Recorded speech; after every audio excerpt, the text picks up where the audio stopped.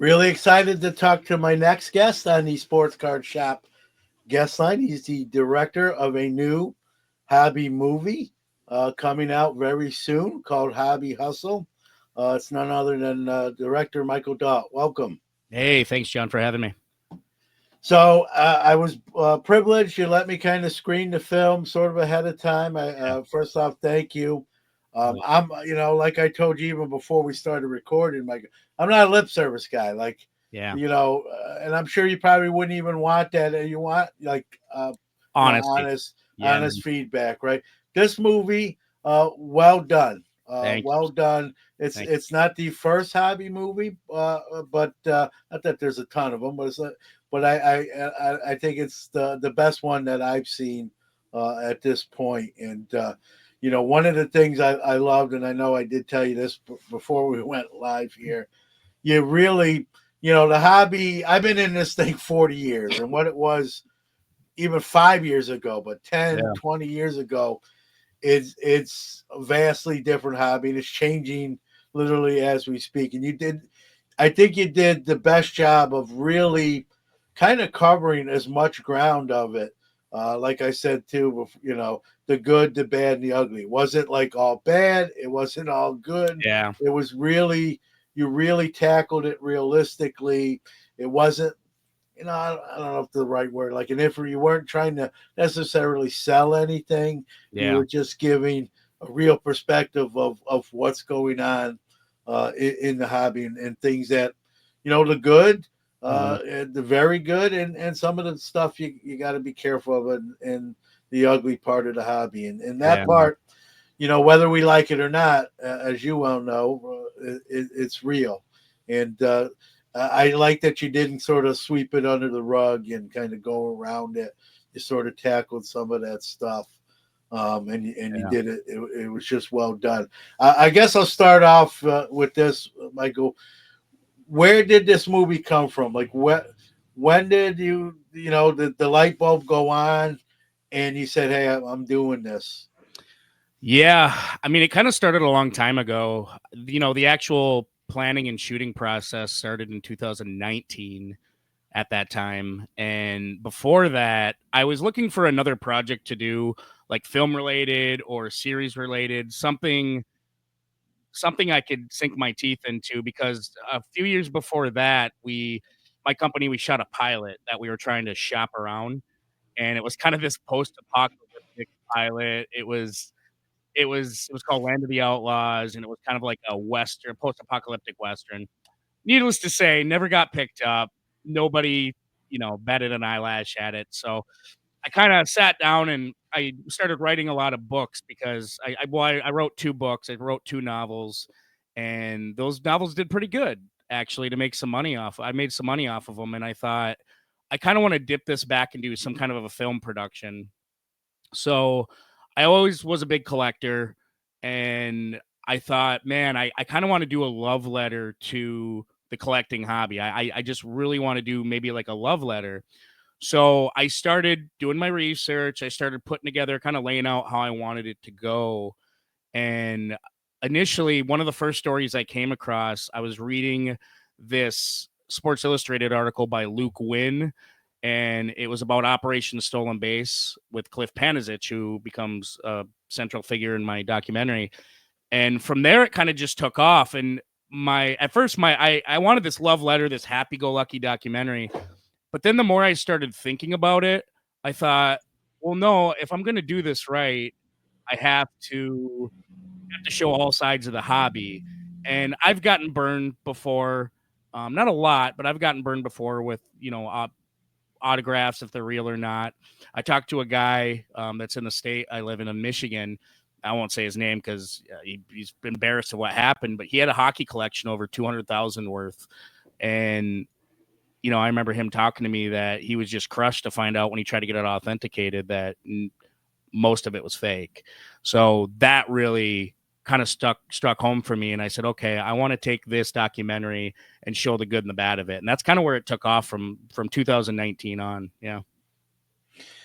And like I said, you didn't leave a lot of stones unturned. You really, when watching the film, I was like, it just flowed right to me, and you really covered a lot of ground. Now it Thank is you. a little Yeah. bit long in length, but for me, Very long. Yeah. but here's what I'll say about that: when you're interested in a movie and it captures your attention, you're not looking at the time. You just realize it after the fact. So Yeah. there's the compliment in there. Speaking of the Oh, yeah. length, did you sort of know that that was kind of where you were going to be at, or it just just that's where you needed to be at to include everything you wanted to include? Yeah. I mean, to be honest, I mean, I was always worried I wasn't going to have enough footage. I always thought, because Yeah. I kind of wanted this to be an hour and a half documentary, and I always thought I wasn't going to have enough footage. There's actually a lot of footage we cut out, a lot of footage, and there was other stories involved. And I I was like, man, I kind of wanted to pitch this as a series, but when I was pitching it as a series, nobody wanted it as a series. They were looking more like, oh, I think this would be better as just a standalone film. And I wasn't going to screw around with, okay, well, I'm really going to try to pitch it as a series and get funding. And I just couldn't do that. So I knew I had to make this documentary myself off my own money, but I knew it had to be just a movie because a series is really hard to get distribution for. So I just went into it thinking, okay, I'm going to make this as short as I possibly can. And then obviously it came out to 2.5 hours worth. But that's with some serious cutting. I mean, we cut some massive stories. So going into it, yeah, I kind of wanted just an hour and a half, but it became a lot more than that for sure. Yeah. Well, with some of the footage that didn't make it into the film, Yeah. I'll put you on the spot. Might we see a part two or another film altogether? I want to do something with the footage because there's some good footage. We were covering a gentleman who was in Wisconsin. He was a collector, and he amassed this huge collection, a warehouse full of cards. And he ended up passing away while we were filming. We didn't get enough footage of him to really do anything. And so, but we have some footage of him, and then we have some other footage of a few other stories that were really really good. And we were after this is done, I don't want to wait. I'm not a big fan of wasting footage, so I kind of want to prepackage it and maybe make it as a part two or make it. I just don't know the release aspects of that. I don't know if I would have it released on my website or YouTube, or if somebody would want to pick it up. So honestly, John, it's still just kind of in the air, but I definitely want to do something with the footage that we cut out. Yeah.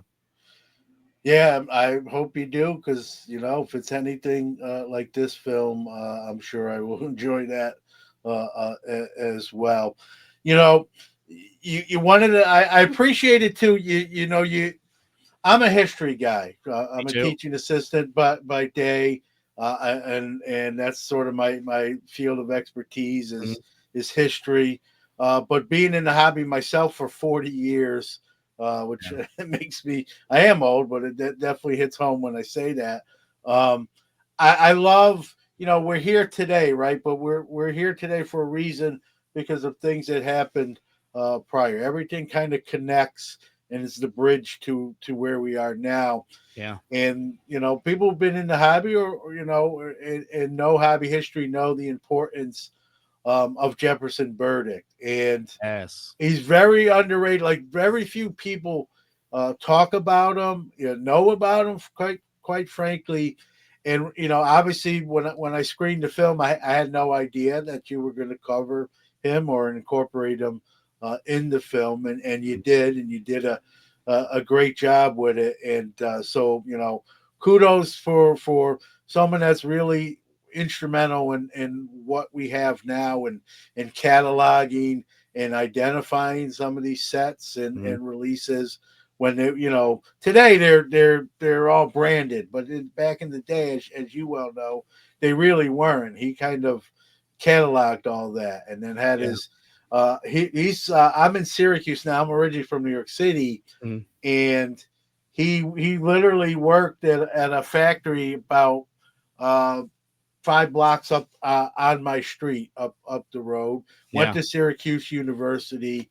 but was born in Central Square, which is a town a little north of Syracuse, about 20 minutes from here. Now I'm in that area Yeah. for different things quite often, and I won't make this about me. I'll make this story as short as I can. I kind of assume because he went to New York City with his Met and actually worked, in the back Mhm. room at the Met doing the cataloging and whatnot. I assume he had been buried in New York City a few years, when I was thinking about it. And Yeah. then I did some research and realized no, he was interred in this cemetery that I'm very familiar with in Central Square, his hometown. Yeah. And I'm like, holy smokes! I just went to sort of pay my respects, one hobbyist in a sense to Absolutely. another. Yeah. So I found out where his plot was and went and was really disappointed Mhm. to see his headstone. No one had. It had lichen growing on it, algae. It was hard Yeah. to read, and I didn't have anything with me at the time, Michael, and so I couldn't do nothing. I tried to just by hand see it, but I wasn't doing making a dent. And I went home, and it was just. I know it sounds kind of corny, but it was like the voice in Field of Dreams. Oh, hell yeah. It, Yeah. Yeah. and it was just something was telling me like you got to go back and clean that headstone, John. Like Yeah. no one's doing it. Should be bet for who the person was and his contribute. Like he deserves where his it should be cleaned up. And I told my wife, I said, you're gonna think this is nuts. Like this guy died before I was born. Yeah. I know of him because of the hobby, but you know, and I told her what I was thinking of doing. I'm like, I'm thinking about going back up there, and she goes, "No, that's a really nice thing to do," Yeah. and I thought she was gonna say something like, "What are you not like?" Yeah. You know, Yeah. she was like, "No, that's cool, but what do you use?" And I'm like, "Well, Yeah. that's my next step." Is so I'll make this story as short as I YouTube how to clean a headstone, what to use, what not to use. I didn't want to be the guy that uses the wrong product and then I like scar the Oh, man. headstone. Yeah. So I Yeah. found out the what to mix and I did that. I went up the next day. I'm like, I got to do this while I'm thinking about it, and I did, and I took a couple pictures and I posted them on social media, and like the story kind of just went a little bit viral, and Sports Collectors Daily, picked it up, and I've had them on the show, and he said, "Hey, Jack, can I use your photo that Mhm. you?" And I'm like, "Yeah, by all means." And I just told him, I said, "Listen, while I did that, I want the story to be more about Jefferson Burdick. I think people need to know who this man was, and they did a great job with it. And then I wrote a piece for Sports Collectors Digest, and it went from there. And I've sort of just become, I guess, the defect. He never married, he never had kids. No. Most of the Burdick family is gone or doesn't have really a major connection to them while they might be released. So I've sort of become like the de facto, I guess, caretaker, at least of the headstone. And so Yeah. whenever I'm up there, if it's been a month or two, I always will stop by, say, pay my respects, and then just check on the condition. Right now, it's still looking good. So Yeah. for someone who meant so much to the hobby, and sometimes he's not mentioned enough, and No. you did that in the film, and I remember like, wow, this is like right, and it was pretty early on in the film too, and I just thought, this is a great way to kind of like, I was impressed early on that you had the fortitude to include him as part of this and what he did, Mm. and that sort of thing. Y Um, Yeah, I'll he's let you kind of speak to that. I just rambled on there, but go ahead. no, no, I think that, a lot of those guys I wanted to include more. Some of the stuff we cut out, we spoke about other collectors who kind of meant a lot to the hobby, and I wanted so much to put that in there. And if it was a series, John, it would I think it would have been really important to kind of dive in further into the history. I mean, we in the documentary that was cut out, and the stuff that was cut out, we covered Lionel Carter, we covered Larry Fritch, we covered Frank Nagy, Charlie Conlon, Yep, and yep, I had to make some big decisions of how I was like, well, there's three figures, central figures in the hobby that kind of round out a good history from the early days of collecting to where it got really popular to where it kind of became multi-millions to billions. And those three guys were Jefferson Burdick, Barry Halper, and then obviously Cy Berger. And those are the three that I stuck with when the history side of the documentary. And I remember talking to George Verchek and Brian Brusakis, and they kind of said, "Hey, if you're going to do this documentary, you got to start with some history." And at first, I kind of passed it off, but I'm thinking, well, no, that's true. You have to really, you kind of have to open it up to the viewer because you're going to have people who don't understand the history, the history of the hobby. And I thought it was really important to have some key central figures in that, and that's with Jefferson Burdick, starting with him. Yeah. Yeah, and he's called kind of the godfather of the hobby or the grand, And again, Yeah.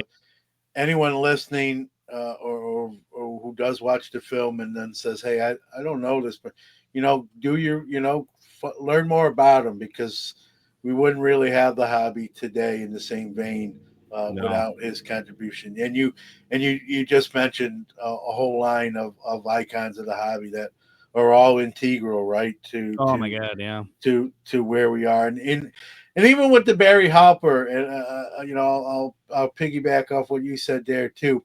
There was some kind. You did a great job in the film, just covering all the angles, right? You didn't make it like a fluff piece. Like the hobby is the Right. greatest. The hobby is the greatest hobby, in my opinion. It is, But man. there's warts. But there's warts there too, and you didn't shy away from that. I think it was just an honest assessment. I think that was important. We don't have to mention necessarily the names of the films. Have you seen any of the previous hobby films, and did you take things from that and said, "Hey, I want to do this differently, or I want to do more"? Like that was good, but we can Mhm. do this better. Or did you kind of come in pure? There's no wrong answer, obviously. I'm Yeah, just asking. to be honest, I try to avoid some of the known ones just because I Yeah, didn't want it. One thing I do when I do research with writing a book or if I'm going to film something, I try not to let too many outside influences affect the vision I want. And I know that sounds kind of douchey, but no, no, I get that. I get that. and I some big ones at the time of when I was filming this was King of Collectibles. I know that series on Netflix with Ken Yeah, Golden. I don't know Ken Golden. I heard it's a pretty good documentary, but I do know his documentary. It's very celebrity led, so I knew I wanted to yeah. stay away from having too many athletes, too many. I didn't want all these celebrities, and it would have just been. I don't want those kind of oohs and ahs. I kind of wanted to be a little bit more honest and more rugged. And then there's another one called Behind the Card. I know Stephen Aoki is a part of that, Bugsy Gelt, and I didn't want to watch it just because Yeah. I just didn't want that influence. And then there was another one I did view years before I even started my documentary. It was called Jack of All Trades. It was about a guy Yep. who Steve. Yep. yeah, and it was a Steve Stone. Yep. great Yeah. documentary. And I watched that, but that was kind of the only real one I watched prior to And even getting into mine. that's a great film, and there's a hobby aspect to it, but really that film is like about relationships Yes. more than even the hobby. Like the hobby was woven into it, but that was a father and son type movie and family Yeah. type movie with the cards being sort of the common bond. So Yeah. And this, yeah, go ahead. it kind of gave kind of like an honest assessment of the junk wax era. I think a lot, and because Yeah, I grew up in the junk wax era, and a lot of people thought later on that those cards would be pretty pretty valuable, and a lot of them weren't. And seeing that guy, I forgot the guy's name who led in the documentary, who created the documentary, but I remember there was a scene where he takes his cards in to sell them at a show to a collector. And the guy was basically giving him $10 for him. Like there wasn't much he could do with it. He thought he'd get a lot more money. And it yeah, was kind of an eye opener, not just on his father and son relationship, which that eventually led to, but just the overvalue he thought the cards were going to get him it just wasn't there. It was more nostalgia he was valuing the nostalgia and how much his cards meant to him when he was younger compared to what the actual dollar value of them is at that time. So really interesting. Yeah, Stu Stone, just to give Yeah. him, but yep. And I know him; he's been on the show, and I joked with him. I'm like, when's a part two coming? His dad did pass away actually, I think Yeah, I saw last that. year, Yeah. and so he's like, I don't know. He didn't close the door, but uh, you know, this film of yours is definitely heavy hobby. Hobby. Obviously, the name's Hobby Hustle. Hmm. Again, you covered really all aspects. How did you how did you line up like to get the people that do appear in the movie? Like, how was that process? Did you start with like a long list and then it just got shorter? How did you go from point A to point B with the people who were featured in the film? Yeah, I there was it was kind of like I knew I needed my talking heads. So when I approached the Cliff Panizich side of the story, I knew I needed not only Cliff's version of events, but I also needed the other side, the laws side. So I knew I needed the the attorney that was prosecuting him. I needed the FBI agents, the detective. I knew I needed that aspect, but I also needed Cliff's lawyer. So those talking heads were kind of easy, but the other ones, the AJ Dillons, and then when I got Tanya Hampton, and some of those, and Luke Coy, they were basically through contacts of contacts. I mean, I kind of went a different ways of doing stuff. I used my network of people to get certain people, but on the other side, it was as simple as like somebody like Tanya Hampton just DM, or DMing her and saying, "Hey, I'm doing this," or emailing people, and that was kind of my reach out. With AJ Dillon, I knew his manager, not personally, but it was like, so I knew from my manager through his manager, and I knew AJ Dillon was a collector, and I thought, okay, let's talk to him. So reaching out to his manager, who is one of AJ Dillon's best friends, it was just easy to make that happen. But everybody, it was just mostly, it was different ways, man. It was just reaching out on social media, reaching out via email, cold calling, and just pitching. I mean, I've always been really good at pitching stuff. Surprisingly, I'm not a salesman, but I've always been really good at pitching stuff, so I can put things in a light and get them excited. Like it's contagious. My excitement Okay, for yeah, the project got them excited. So, and it wasn't fluff. I mean, it wasn't a lie when bringing them into the project. It was exactly what they would hope it would be. I mean, somebody like Brian Brusakis, who's an ex FBI agent, now he works for yeah, Fanatics, and he was kind of hard to get to, but because he's been in other documentaries, but I told him, I said, listen, I don't want, because it was really hard with him because he couldn't talk about certain cases he could talk about, but there were certain ones that were still being prosecuted, still being yeah, investigated, that he couldn't talk about. And I said, listen, man, I mostly want you just as a talking head, because he's like you. He loves history. He loves the history of the hobby. He's a big fan of it.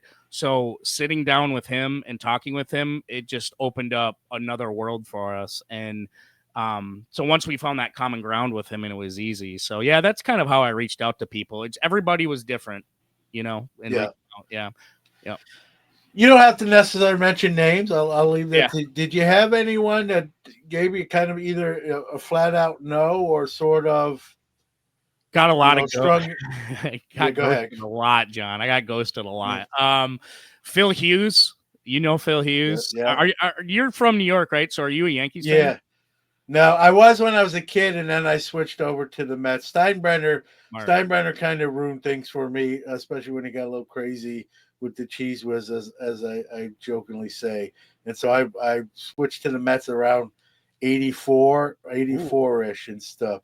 But I mean, I have Yank like I was a huge Thurman Munson. Thurman Munson, I've I said on love this pod, Jeremy Munson. that was that's how I learned what death was. Michael was Yeah. again. I'll make this story real short.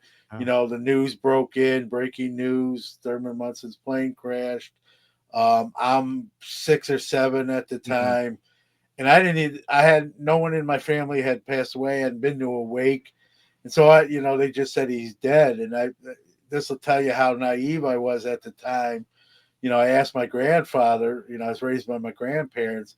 Yeah. I'm like, does that mean Thurman's not going to play for the Yankees anymore? Like, that's wasn't the question I Oh, asked, man, yeah. and that's where he had to sit me down and like, hey, here's how life works, and I cried. It's the first time I cried over Yeah. a death, and it was a person.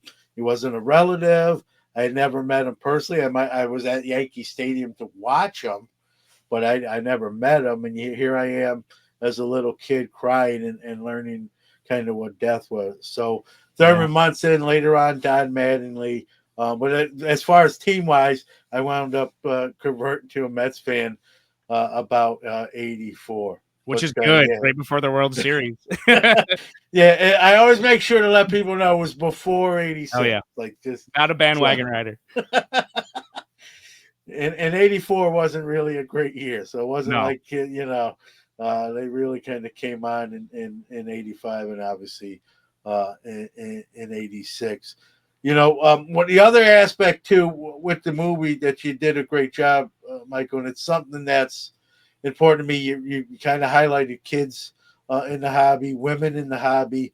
Well, we're seeing, I think, more of both, and it's refreshing to see. Especially on the women's side, we're seeing not just women collectors. We're seeing women behind the table as dealers. As a dealer myself, I'm seeing a lot more, and that's great. And we're seeing them in corporate positions as well Mm. in the hobby. And I obviously support that, and as you should. And but you did, with this film again. You checked off so many boxes, and those were two more, right? You start Yeah. out with the history. Was that something? Did it organically happen, or was that something you like? I want to do. Yeah, I don't know, I had, most of the film done, and I was winding to the end of where I was shooting everything, and I thought something's missing from this, and it was clear I think it was it a buddy that mentioned something? He goes, "Wow, there's not a lot of women collectors, huh?" And I think that just woke me up, and I said, "Whoa, you're right. There's not a lot of women collectors that in this hobby at all, or in this documentary." And I said, "We need a woman's perspective for sure." And it was, I mean, like I said, I had like 90%. I was pretty well almost done with filming it, and I had to basically drop everything, drop any future plans, and start going out and trying to find a woman who's deep into the hobby. But I didn't want to get somebody that, I mean, this might sound bad, but I don't want somebody that's like, "Oh, I collect WNBA cards," because that's just so. It's like, "Oh yeah, of course you Yeah, collect." I get it. I wanted somebody that had a different perspective of the collecting hobby, but that was something different that we don't hear a lot about. And I came across Tanya Hampton, and it was awesome. I mean, she's a big Yeah, F1 collector. She collects not only memorabilia, but she attends races. She travels for it. She collects cards, of course, and she's a dentist by day, but a collector on her off time. And she was fascinating. I mean, she lives in Virginia Beach, and she's absolutely fascinating. And I thought, I don't know anything about F1. It'd be great to learn something about F1, and she did that. She did yeah, that in the documentary, I thought. And I want to get other women in there as well, but it I just didn't want it. I don't know if I didn't want it to appear forced, you know. yeah, yeah, So that's why I thought she was a great I don't know, a great ambassador for the documentary to kind of lead the women aspect of it, because she does talk about other women collectors too, Lauren Taylor and some of them. So I thought yeah. it was really important as well. So yeah. No, it was well done. I'm not an F1 guy either, Mhm. but she was really so like it's her enthusiasm. I'm not a fan of F1. I don't know a ton about it, Yeah. but the way her passion shined through, and you shooting her probably was an element of that Yeah. as well. I was enthralled, even though I couldn't tell you a lot about the sport or the hobby side of it, like the way it was done. I wouldn't have fast forwarded anyway, but people who Yeah. do fast forward, like if I would have done that, I Mhm. still wouldn't have done it because how it was and what she was talking about, how she presented herself Yeah. and how you laid it out there as part of the film. And so and like you said, she did a great job sort of paying homage to women in the hobby that she respected. And so I think it encompassed all that. And I think it's a great point you make too. If you sort of overdo it, if you will, Yep. it looks more like, oh, it's just you're patronizing them for the Yeah. movie. Yep. So when hearing you say that, that makes a lot of sense. And if uh you you and know if you notice, John, too, in that documentary, and this isn't like a spoiler, but I didn't want her only talking about women in the hobby. You know what I mean? yeah, Because I think it's while there's not as many women in the hobby, there are still women in the hobby, and I know. yeah, And she didn't tell us ahead of time, like, listen, I don't want to talk about this. I wanted to touch on it when we were interviewing her and let it kind of organically go off and see what she says. And she said a lot, but she was more wanting to talk about F1 and her passion. And I wanted that to come through more when doing this because I wanted her to know, and then women to know, like, it's not like, oh my God, look at a woman in the hobby. Everybody look. I didn't want that. I want more yeah. I wanted her perspective, but I wanted her passion just because we're showing other people how passionate they are about what they're collecting. And I wanted her to have that chance as well in this documentary. Yeah, no doubt. I think that segment was excellent. If you would have told me like, hey, there's going to be an F1 segment, I'd have been like, Mhm. Yeah. but Yep. in watching it in real time, like it was, what I thought would be dull to me, and it's Yeah. no offense to F1, it's just not my lane. Yeah. Like I was still captivated, I was still interested, and again, I think that's probably a testament to your film and your efforts, and Tanya's as well as being a passionate, Yeah. what she loves, and I learned, like you said, I learned stuff after watching the movie. I know I don't want to say a lot more, but a lot more comparably to what I did before watching the film. You mentioned them already. Oh, go ahead. Go ahead. I mean, it kind of dates itself too, in the terms of certain things we talk about in the film, like we talk about COVID. So you could tell Yeah, when I probably started this documentary, and then she talks about how much Lewis Black changing his uniform to black and yeah, kneeling and stuff, and through the BLM movement. So you could kind of tell, like, oh, this must have been she must have been covered during that time when COVID and that was going on. So, um, yeah, I mean, you could definitely tell when watching it. It's like, oh, you could tell, you if you looked close enough that he probably started filming this, a few 3-4 years ago. Yeah, yeah. And but that's important. I mean, the COVID period, while a bad time for the world, yeah, obviously, hobby wise, huge. it's really a weird dynamic Yeah, because I call it the COVID crescendo. The hobby exploded during that time period. I mean, yeah, and as a dealer and a collector, there was good and bad. There's both sides of the coin there.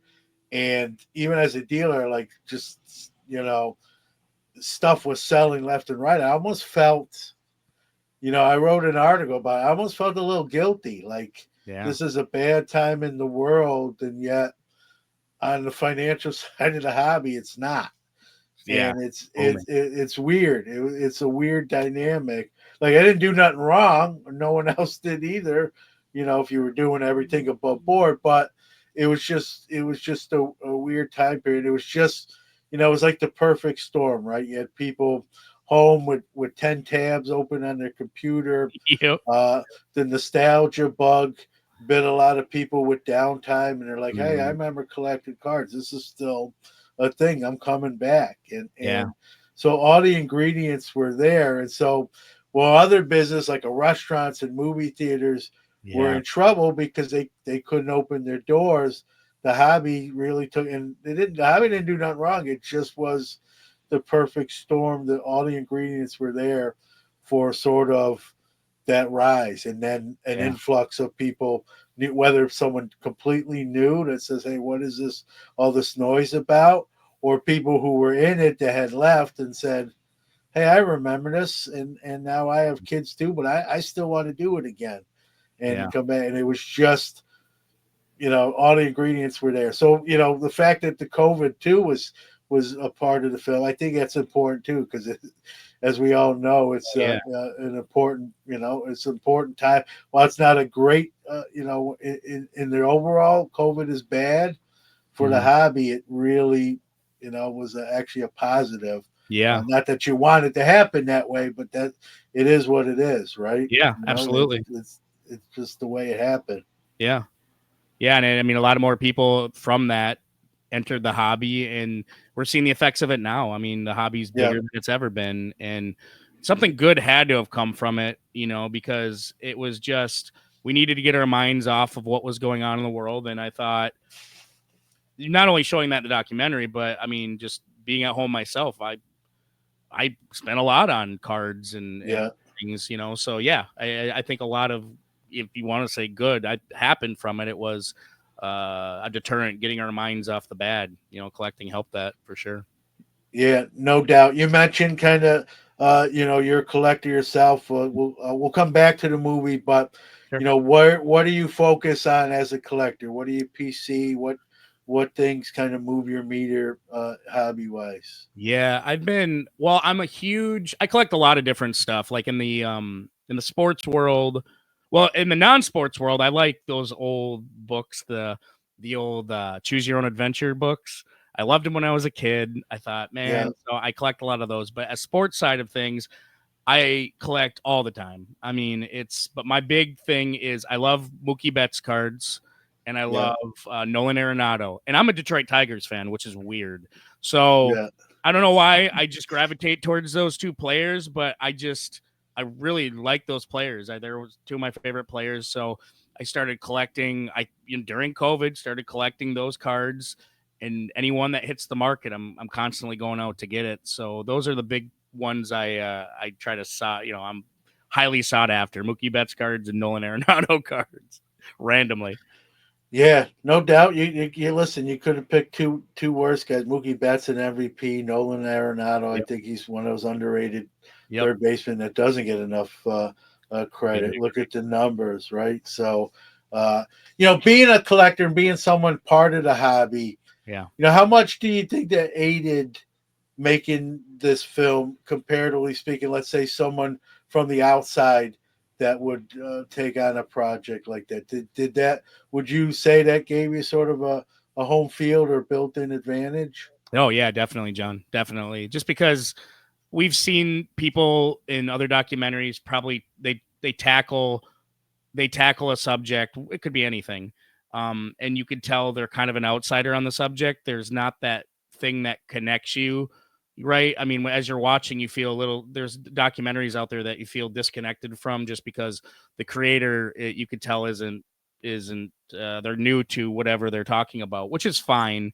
Um, Yeah, but it misses that heart. And one thing with collecting, right away, the nostalgia, we think of our past, right? We yeah, think of we think of as me, I think of my dad.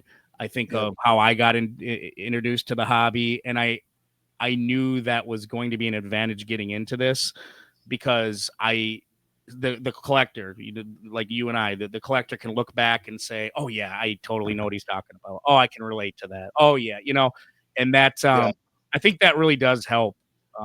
It definitely helped me, because it helped me carve out the story I wanted to tell. And I wanted to, like, not just feature baseball. I'm a big baseball fan, but I also wanted to show other sports like football, yeah. and a little bit of hockey, everything I could throw in there. Without doing over the top, I could, and I knew um, being a collector definitely helped. Yeah, that definitely set the gateway for me to introduce all of it and tell the stories. Yeah, Yeah, and I agree. And like you said, and not that even in positions of power in the hobby, where a company will hire a CEO from outside the hobby, yeah, I'm not saying 100%, but a high percentage of the time, that company will fail.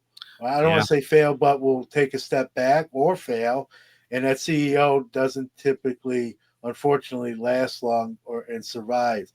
So I think having that perspective, Mm, even in not comparing the CEO necessarily. I mean, you're the CEO of this movie in the sense, right. and I think having that hobby background and knowledge, I think that goes a long way because it's going to be true and nothing's going to really catch you off guard. You might learn some stuff, but nothing's going to really catch you completely off guard. That being Yeah. said, I'll ask you that. Uh, did anything surprise you, like as much as you knew about the hobby going in the filming of this and production of this? Did anything make you say, "Wow, I knew that, but maybe not to that extent"?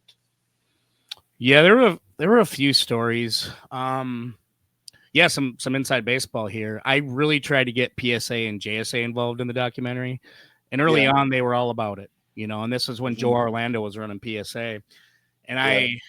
but they wanted to tell the history of PSA, which I wanted to do. I wanted to do everything, but when I questioned their the way they grade, when I wanted a little bit more insight, I had some questions that they weren't big fans of.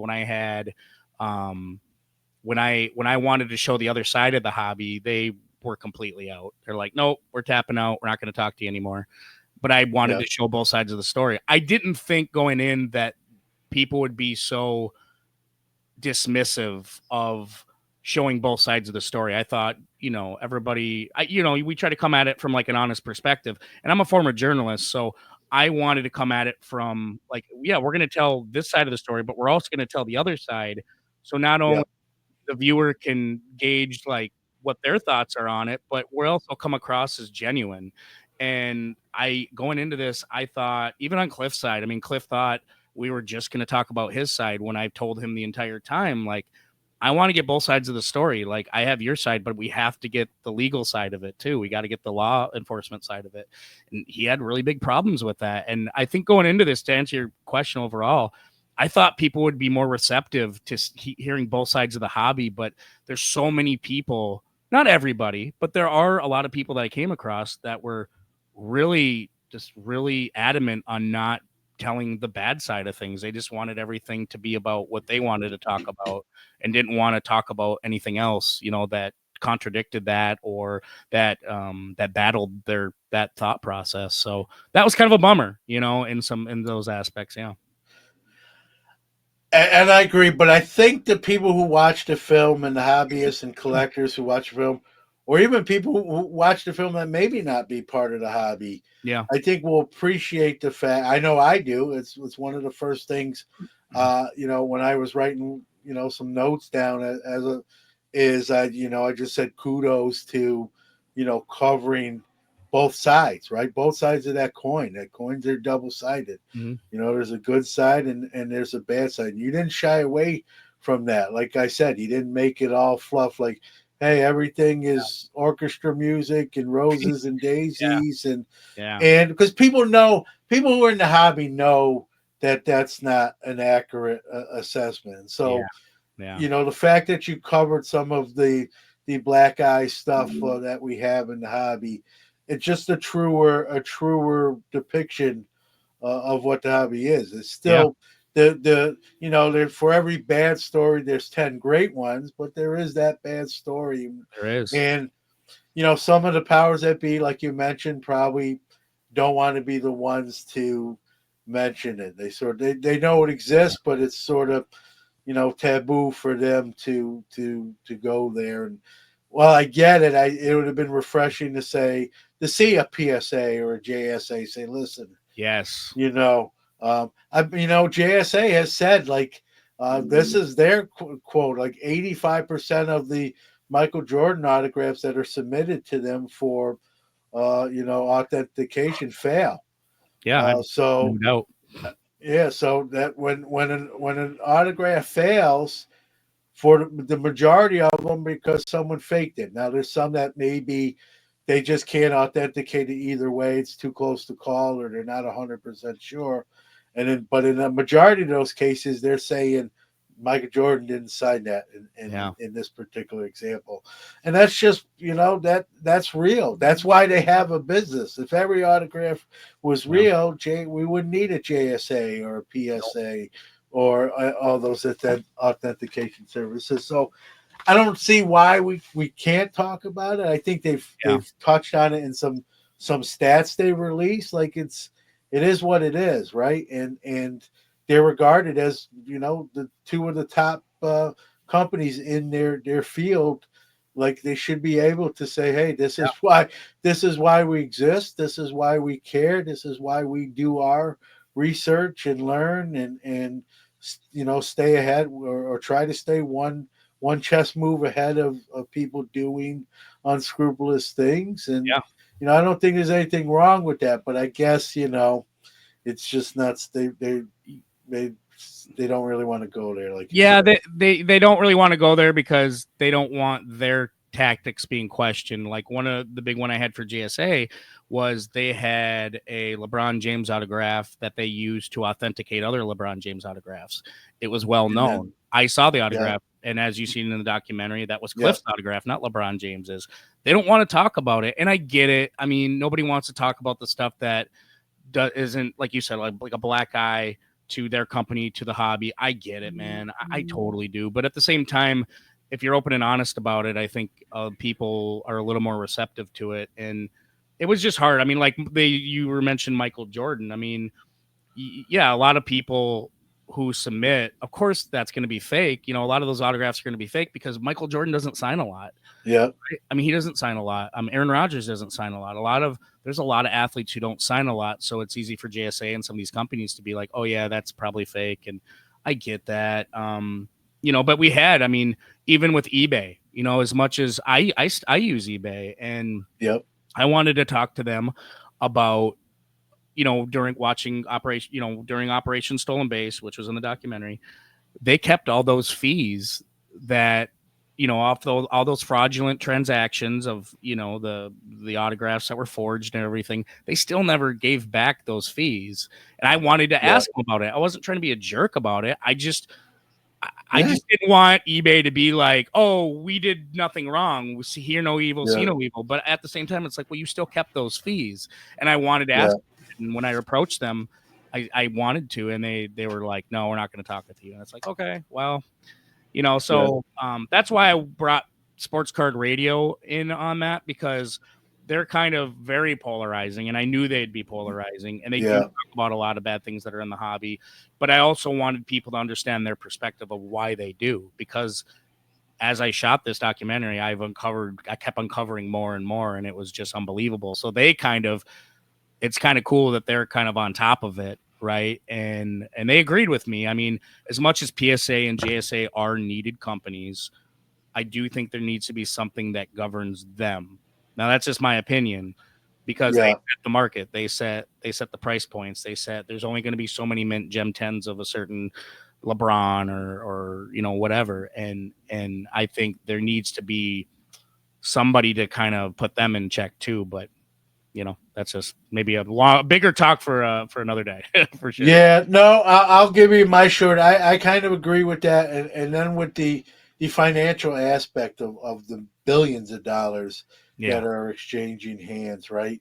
Lesser stuff is regulated, if you will. yeah, So, yeah. I know people don't, me included, right? We want sort of less cover a lot of times, Yes, and that yes. regulation can be a loaded word that some people like and other people despise. But I guess I'll say this: if it can be done the right way and it works, that I would 100%. support that, right? Because Absolutely. even sometimes with regulation, that can backfire Yeah. too.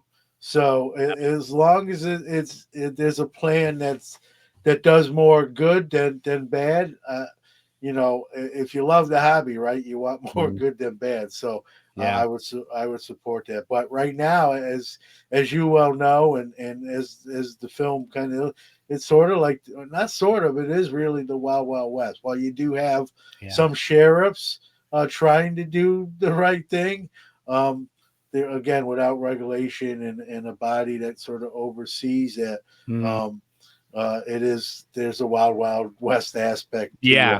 Yeah. and you did that with highlighting the Operation Stolen Base and Cliff Panner. I think I'm saying his name right, Panerich, and Panizich? Yeah. yeah, and I appreciate, you mentioned like you had the both sides of that coin, right? You had the prosecution side, you Yeah. had the defendant side. He was convicted, he pled guilty and Yeah. served time and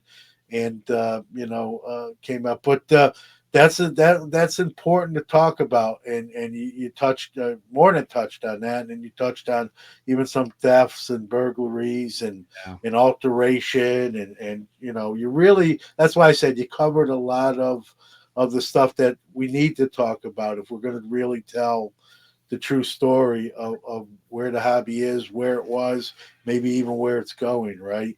And I knew about that case and I knew about some of the players, but you really opened it up to like fill in a lot of the blanks that even people who followed that case or that story, Yeah. you you really deep dived it. And so obviously I learned a lot and didn't realize how lucrative of a business and then how many Yeah. tentacles and people actually became involved. A lot of times you hear with this stuff and it's just a couple of people. This thing kind of grew Yeah. and got big and whether you like it or not, and I don't like it, you know, he obviously was a criminal, but he was very good at what he did. Like you Very good. illustrated, like he's literally doing people's autograph on like a whiteboard to a T. Yeah. Like you're just saying, "Hey, do this," and he's just muscle memory. Like he doesn't have to think about it, and just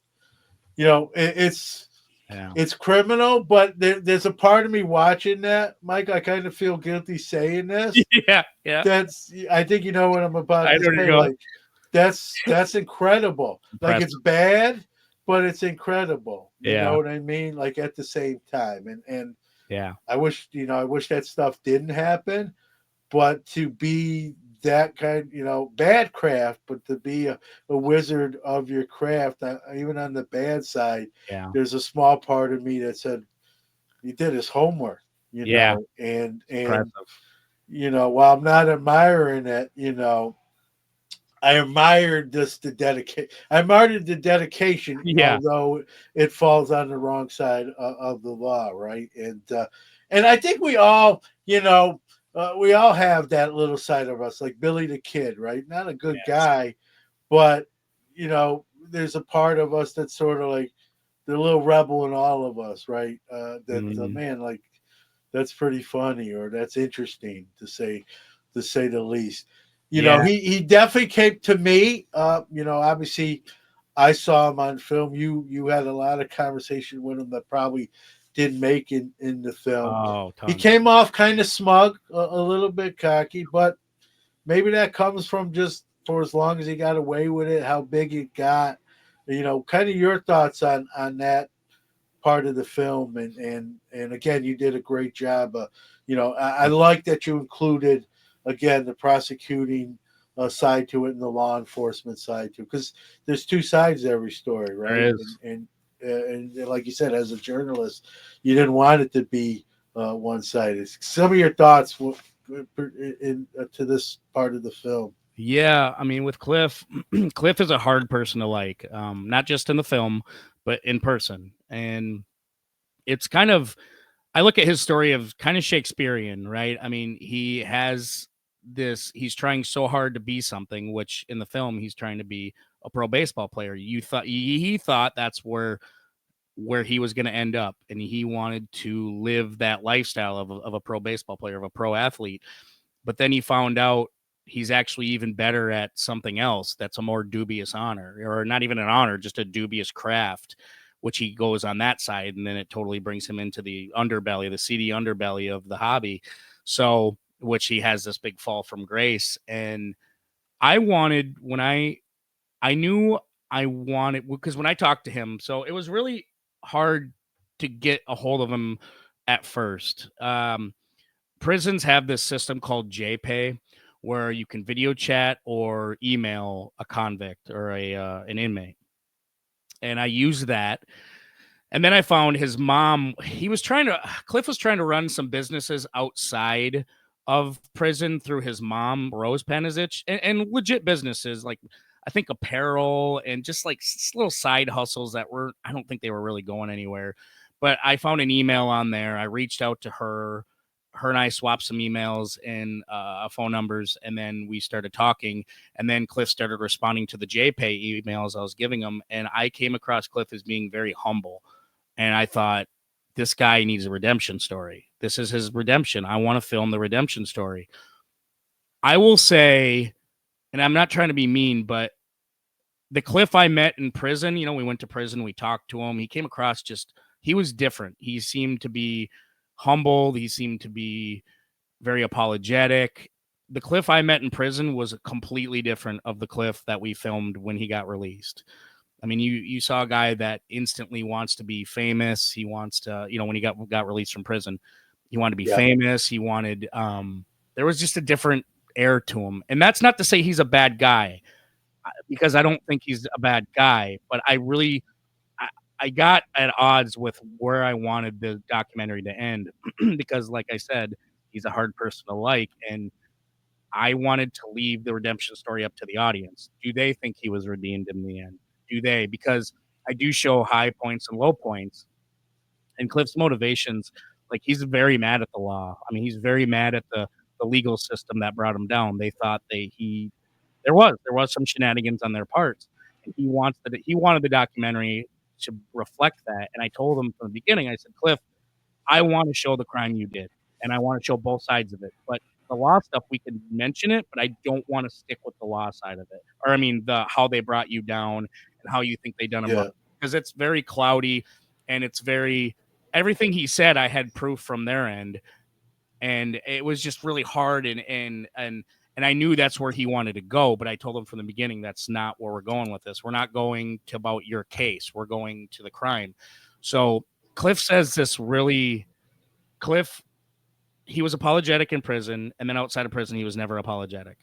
He, as you see in the film, I want to give it away, but there was, yes, I did the crime, but, and there's a lot of buts, right? Yeah. And he says this quote in the documentary that is kind of haunting to me as a collector, and I want to know if you caught this quote. He says, "Let them be oblivious." He was talking about kids collecting, and about if kids knew if they were collecting something fake, how they would feel, or should we tell them? And he said, "Let them be oblivious." To this day, that still kind of sticks with me, and I have my own thoughts on that. But like, what are your thoughts on that? Like when he has that comment, like, if kids knew what was going on, they wouldn't want to collect, and there's so much money involved. And he says it's just easier just to let them be oblivious, and he thinks that's the way it should be. What did you catch that? Yeah, I did. It's funny you mentioned that quote. I did catch it, Michael, and I didn't like it. Right? I think, Yeah. I think it shows there's still. I'm not saying he's going to do another forgery ring, but I think it still shows sort of a disingenuous side of him. Like, it almost like he didn't say that. I'll ask you sort of. I almost felt like he wasn't remorseful. It's the old cliche, right? I'm remorseful that I got caught, not that I did it. Yes. And I think that line sort of, for me, in my opinion, sort of cements my thought about that. And I didn't realize this until talking to you here today. That sort of, again, he was a little more brazen, like with the stuff you shot once he was released. But that, I thought while watching it in real time, I thought, well, he's free, he's enthusiastic, he's glad to see the light of day. Yeah. His mom. And I'm like, maybe that's just kind of coming through. But in talking to you, who had multiple hours of conversations, and you say, hey, he was really a different, like these were two different dudes. There was prison Cliff, and then out of prison Cliff. That sort of, I was wondering about that. Like, is that it's hard to tell from a 2 hour plus, and obviously that the whole movie wasn't about Operation Home Base, but you know, like maybe I'm being too harsh, like you know what I mean. Like me, he's out and he's confident, like he's trying to Mhm. change his life. So it's hard to like judge. You know, plus he really. I Yeah. try not to judge if I don't have to I'm the same way. or if I can. And so I'm like, I don't want to be a jerk about this, but in kind of hearing you say, nah, these, you know, in my dealings with him, it's kind of two different things.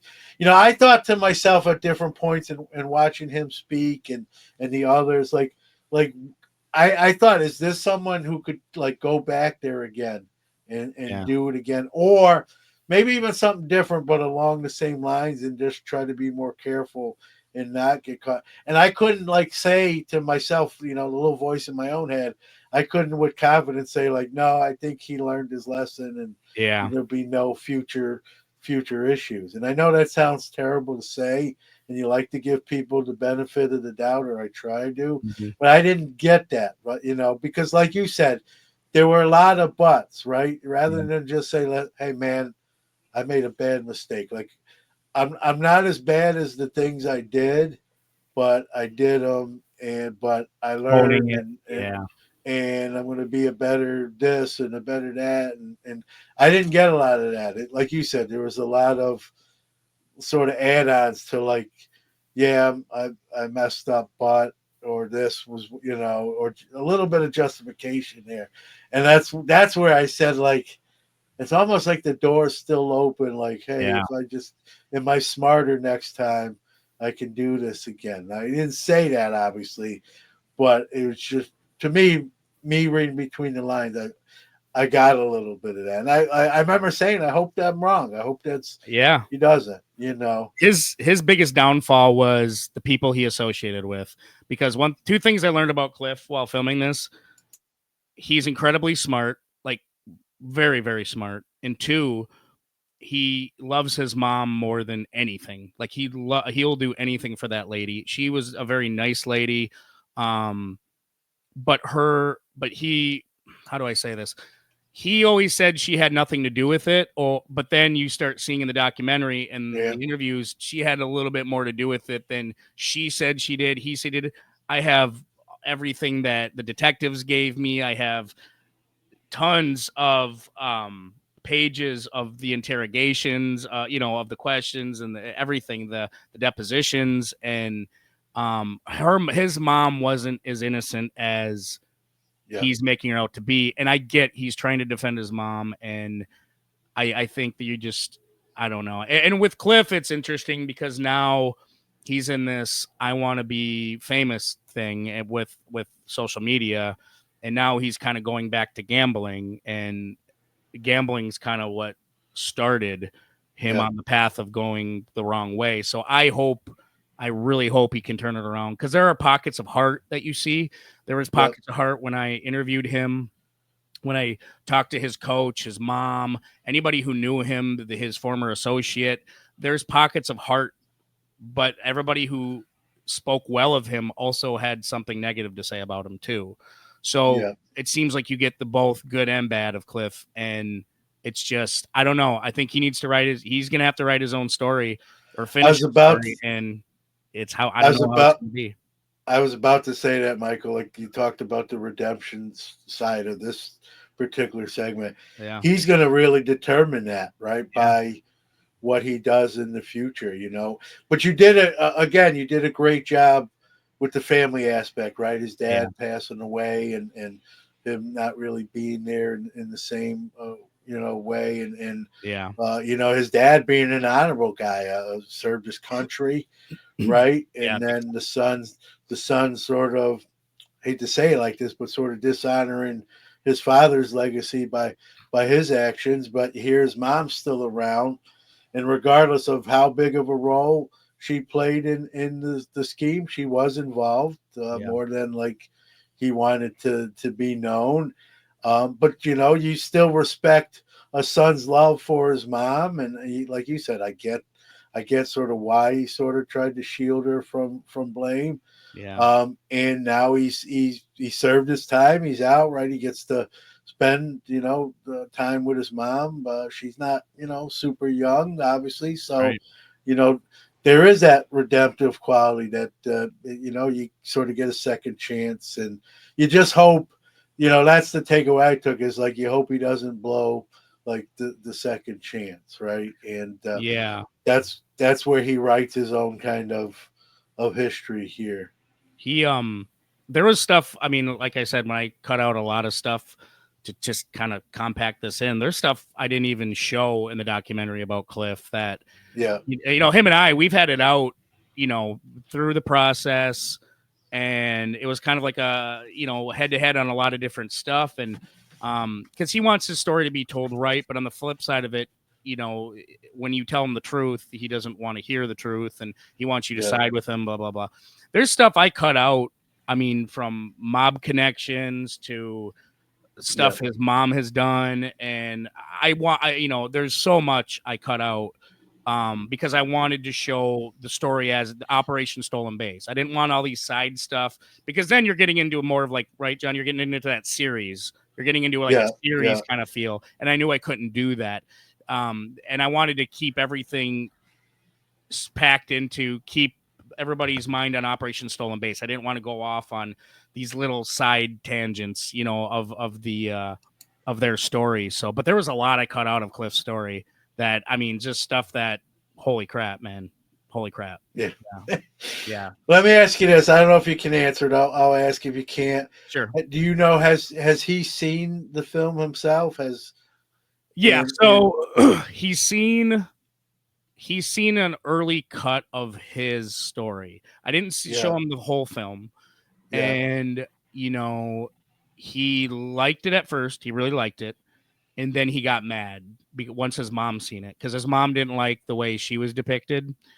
And I hmm, said, well, I'm telling the story. I also, because even when the detective and, FBI and everybody's saying, okay, she was a part of it, I also have her saying she didn't know anything about it. So I'm not really pointing fingers like, you did this. I'm having two people say, one yeah, person say what they did, and another person say what they did. He gets mad because, and he said this from the beginning, he always said it's time for him to tell his story, and he doesn't want the law to have their side of the story, because they're always telling their side of the story. But I said, Cliff, I can't do that, because I can't just have it one way, because then it's not hmm, true.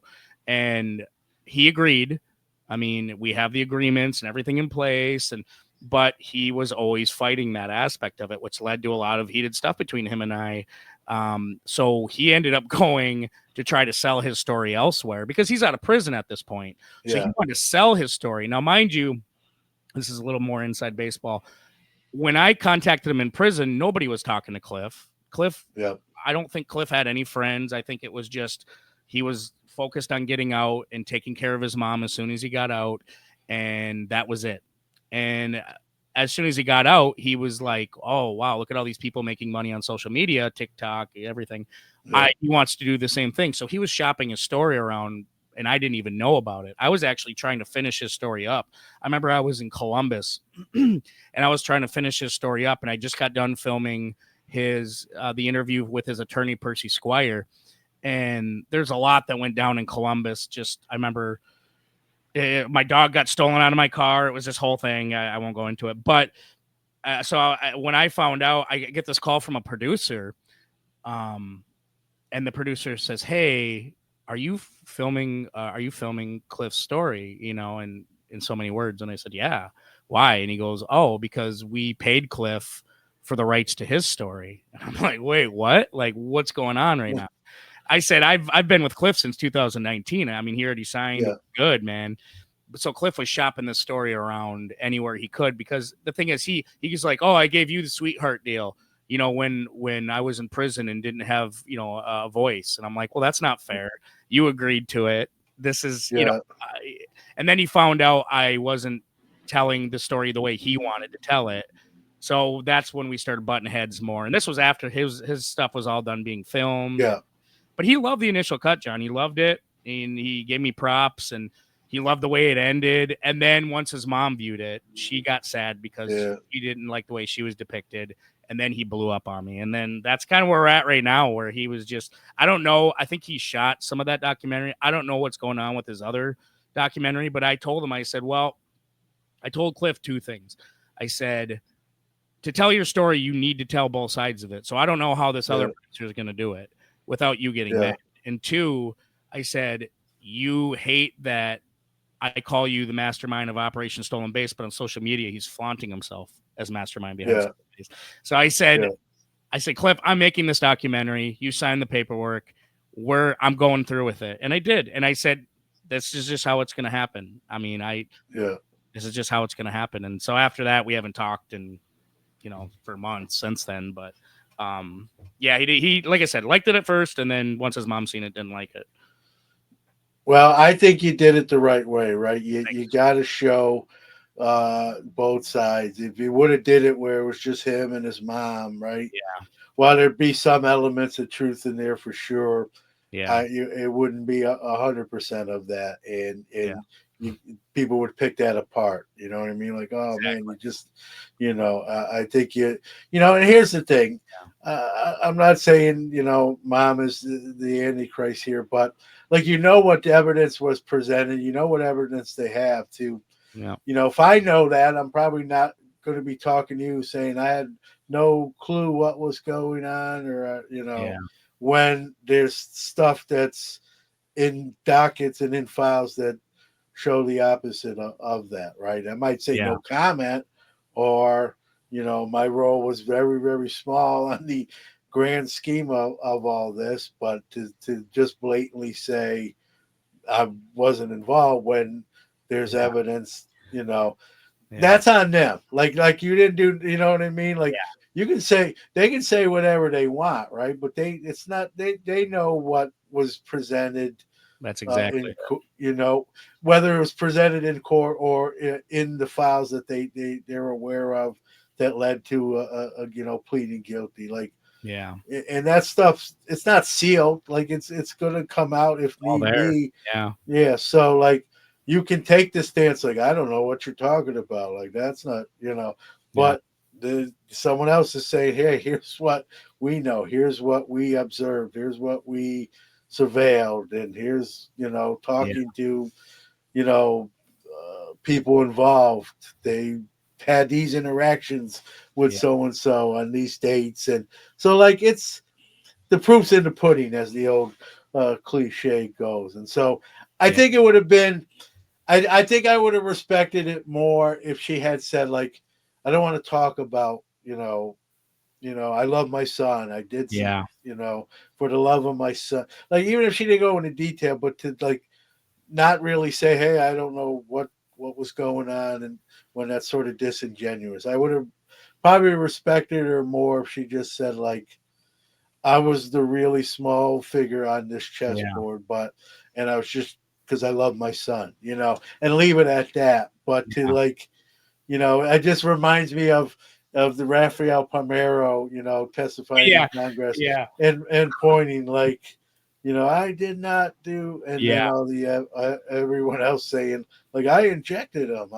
Yes, he yeah, did, dude. So it had that element to it. I Yeah, think I would have rather, and not that she's doing it for me, but I would have rather her say like, yeah, I don't want to talk about that. Let's, I'll talk about Cliff and what happened there, or that sort of stuff. But when you category deny something and then evidence sort of shows the yeah, not the case, then I think it looks worse than if you just say no comment, or even if you downplay your own, just say, hey, I was really a very, very, I was a pawn on this chessboard.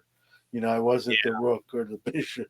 I'd respect that even more. Like she's not claiming 100% innocent. She just doesn't want to deep dive into details and leave it at that. yeah.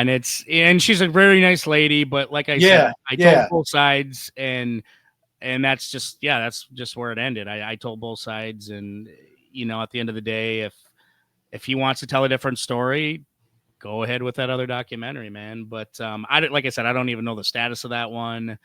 yeah, And I remember even talking to the producer who was behind the documentary, and I said, and him and I had a couple conversations because we thought we were both being had at this time, and he had a lot of things to say about Cliff too. He's just like, yeah, this guy's not remorseful. And I said, well, good luck if you're filming that, because I mean, it's just his truth is going to be shown on camera and he can't run from it. And I think to this day, until he fully accepts what he did fully, I don't think he'll ever find peace, and that's just my thoughts on him on that.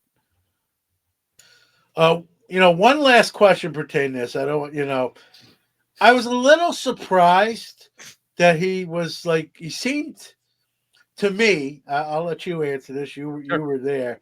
He seemed a little too enthusiastic about when he was showing you examples of how he could sign different athletes, forge their signatures on the board. He seemed sort of a little too proud for me. Yeah. On one hand, I just said earlier in our conversation, like there was a part of me that sort of was like, wow, he kind of mastered a craft, even even though it's illegal, like he did. But to me, he seemed a little too eager to like, hey, watch this kind of thing, Yeah. like hold my beer, watch, you know. Did that surprise you or not really because you had already like sort of heard previous conversations? It didn't surprise me just because at that time when you're talking about when he was signing on the whiteboard at the end. Yeah, yeah, So when he was doing that, one, he was basically following my instruction. okay, Um, he wanted to, because at first I said, "Hey, can you sign some stuff on like a notebook or a paper?" And he goes, "Yeah, I'm not doing that because," he goes, I just got out of prison. If they know I was signing fake stuff, yeah, that could easily yeah, be taken." He goes, I'm like, "No, that's true, man. That's true." And he came up with the idea of the whiteboard. I said, "That's a yeah, great idea. That's a great idea."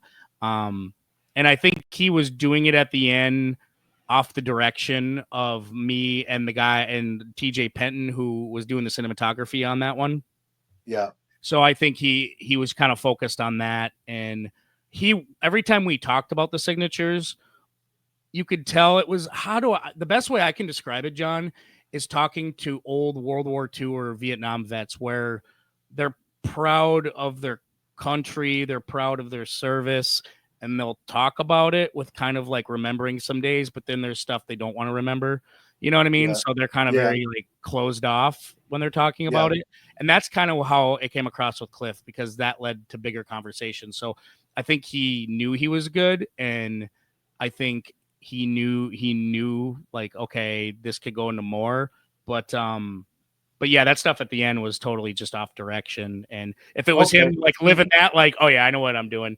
I mean, yeah, I'm sure there was some sense of like, I'm really good at this, but at the same time, yeah, at the same time, it wasn't that surprising because at that point in filming him, he was already like, look at me. He was wanting us to take pictures in front of cars that weren't his. And it was just weird. He was just, yeah, like I said, the Cliff in prison was different than the Cliff out of prison. But I think to him, he was about, I want to start my new brand and things like that. yeah, So he had this air about him when doing all yeah. that. So, yeah. Yeah, that did come out. That did come out. But Yeah. you obviously saw a lot more, uh, in person and than we Yeah. get to see in our living room. So, And he was, I'm listen. yeah. Yeah. I think I speak for you here too. You correct me if I'm wrong. Like I'm rooting for him. Like not I am to too. go down the wrong path, right? Yep. As a human being, like he may not be my favorite person. Yep. He served time in prison. It's not like he got off scot free. Yep. Now I just hope for the sake of even his own mom and himself, right? That he just travels the right road and stays on the right path. And whether that's in apparel, like you said, or whatever, long as it's above board and it's clean money, as they say. Like I'm not rooting against the guy. As for I think it's a bad place to be as a human to root against another human. Even bad ones. Like he didn't get off scot free. He's Yeah. out. Like now, if he does the right thing, like he didn't murder anyone either. Too. Nope. Let's while he did some really bad and unscrupulous stuff that cost people thousands, if not hundreds of thousands of dollars. He didn't kill anyone either. So you And got to keep it in that sort of perspective. Yeah, and there's pocket like I said before, there's pockets of heart there, John, with him. Yep. There's things that I showed in the documentary, but things that weren't in the documentary that a lot of people don't know about Cliff. Cliff is always rooting for the underdog. One thing I really like about Cliff, and he still does this, he always helps friends out. That was kind of his Yeah. downfall with Operation Stolen Bases, which he explains in the documentary. He goes, "Oh, I'm behind on a mortgage payment." Friends would come to him with all sorts of stuff, behind a car Yeah. payment.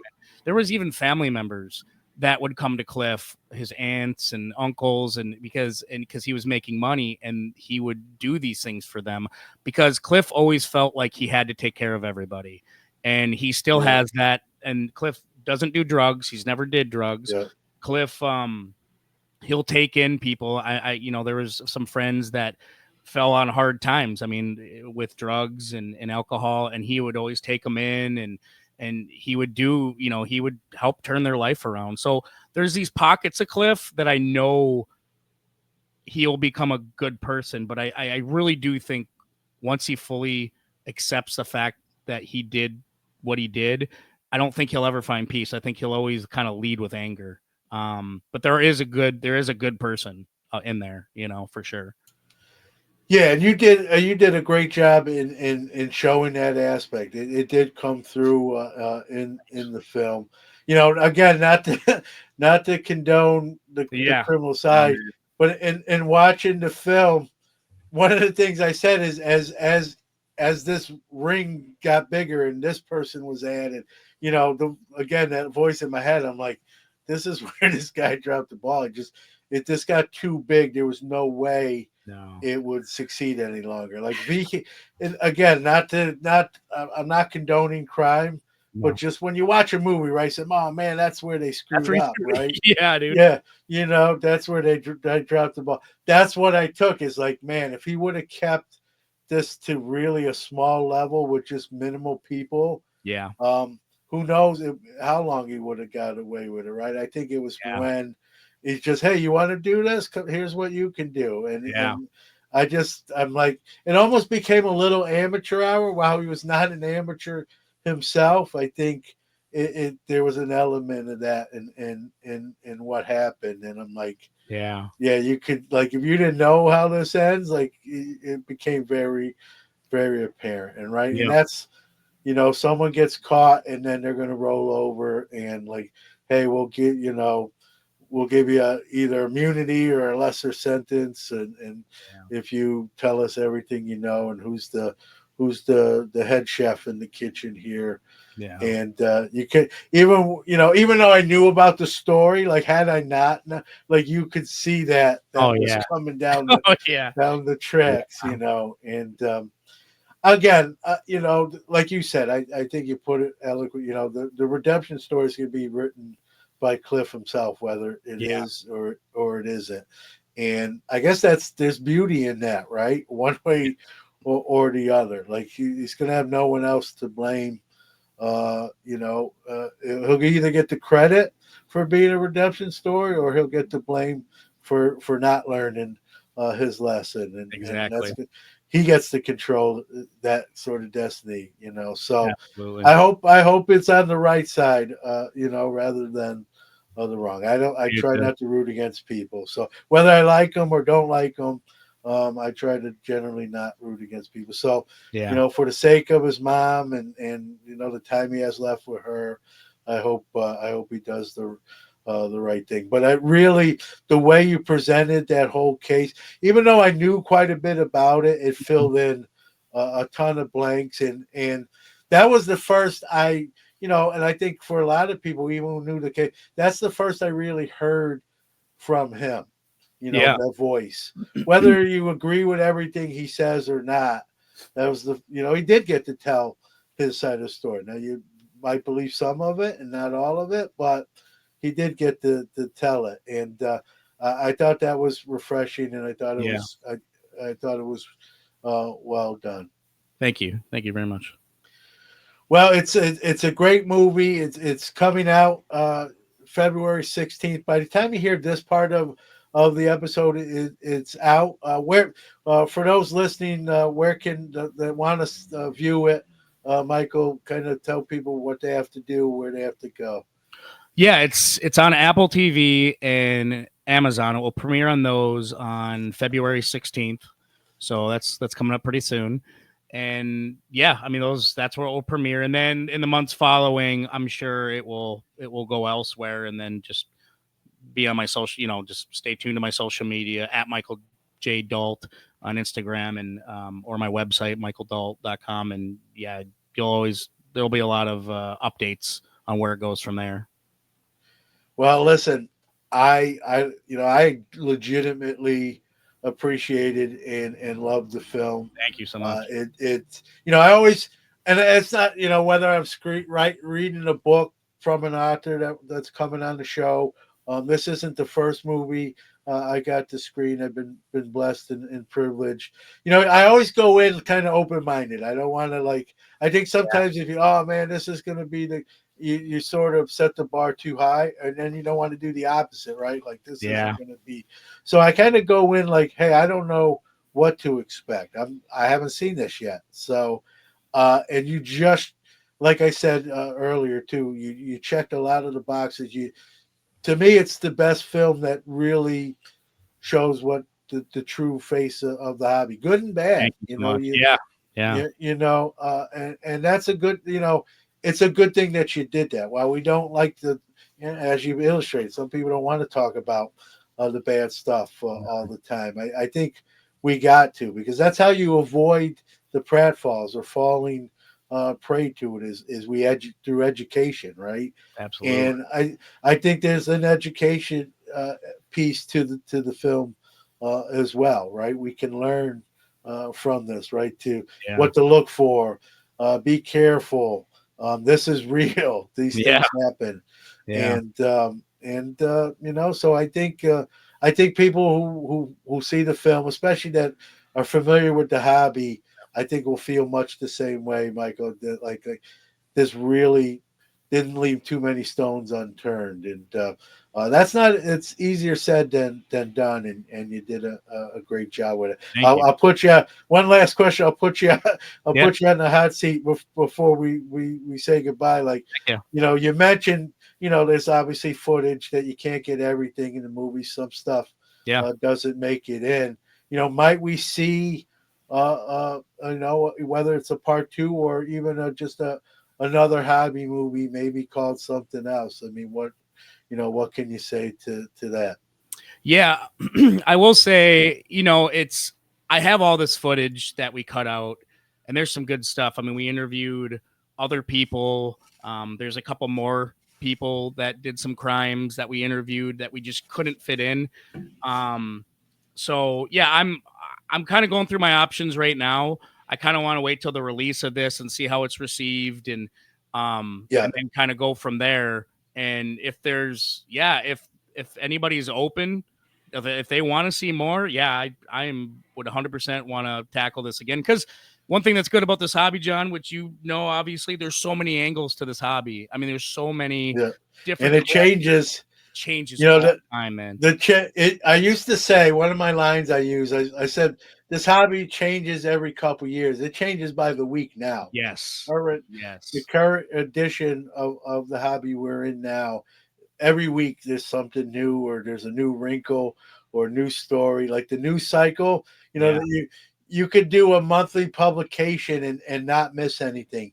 you yeah, you you can't do a daily publication or yeah. a website without missing something. So the news cycle is quick. There's No, new wrinkles, there's new innovations, technologies, and good stuff too. It's not great even just stuff. the bad wrinkles. Yeah, So I will say this. I'll be selfish, and I think other people who see this film will is as great as it is, and knowing that there's more that you have, probably will say this was so great, so good. I want to see. I want to see more. yeah. Uh, I hope so. so hopefully that's the case, and love to have you back, and we could Thanks, man. do it all over again. Well, listen, great film. I'm not just saying that. I seen it. And it's long in length, but like it's to me a mark of a good long movie is you don't realize the time until you look at the clock. Like a bad movie is like you keep looking at your watch and like how much Yeah, longer, yeah. Oh, yeah. I didn't realize the length until after it was already over. That to me, that's a mark of a good film is when you're not looking like how much time is left or like this Yeah. has got to be close. And the way you put it together, I think really kept me engaged and locked in and I try to take notes if I'm screening. Mhm. Like there was times when I probably should have been writing something down and I'm like, no, I'm watching this. What's next, or what are they going to say Yeah. now? And I'm like, oh, I missed my note, And I'll be honest with you, I rewound it a couple times just Oh, very to cool. like Yeah, write something down. So, yeah. very well done. Thank you. You did a way of you did your due diligence and you covered sort of all the angles, which I think is a true testament to where the hobby is, good and bad. Thank you. And I think people are going to enjoy it, like I did, and probably yearn for part two or another edition of it. So Absolutely. Let's hope. yeah, there you go. Well, listen, continued success, Michael. Hobby Hustle is the film. Whether you're a longtime hobbyist like me or fairly new, it really interesting and trawling, and really shows kind of again all the aspects of what's going on. And again, you can learn. It's not just a documentary where you just watch it. I think you can learn some things. So, and if this old dog like myself can learn some stuff, that tells you a lot too. So, thanks again. Thanks, John. Thanks so much, man.